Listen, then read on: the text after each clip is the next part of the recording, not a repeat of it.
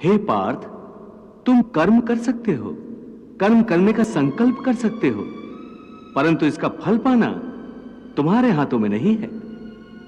हे मधुसूदन, मैं जिस काम का संकल्प करूंगा वो काम तो मैं करूंगा ही। जब भोजन करने का निश्चय करके बैठूंगा तो निवाला उठाकर मुंह में रखूंगा ही, तभी तो उसे खाऊंगा।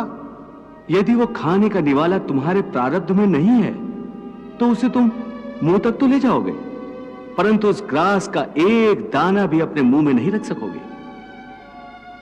हे अर्जुन, केवल कर्म का संकल्प ही प्राणी के अधिकार में है, उसका फल प्राणी के अधिकार में नहीं है।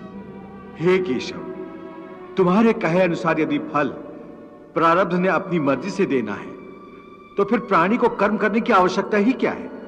कर्म करने की आवश्यकता क्या है, यह जानने से पहले यह तो जान लो कि प्रारब्ध क्या है, प्रारब्ध कैसे बनती है। हे केशव, प्रारब्ध क्या है उसे जानने में क्या मुश्किल है? यह तो सीधी सी बात है कि जो भगवान की इच्छा है वही मनुष्य का प्रारब्ध होती है। नहीं अर्जुन, नहीं, यह धारणा सत्य नहीं है। क्यों सत्य नहीं है?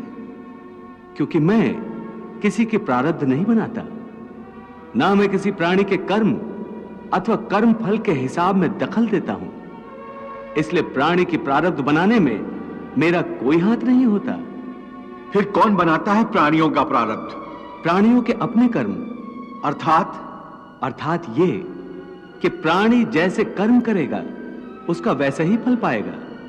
अच्छे कर्म करेगा तो अच्छा फल मिलेगा और बुरे कर्म करेगा तो बुरा फल पाएगा।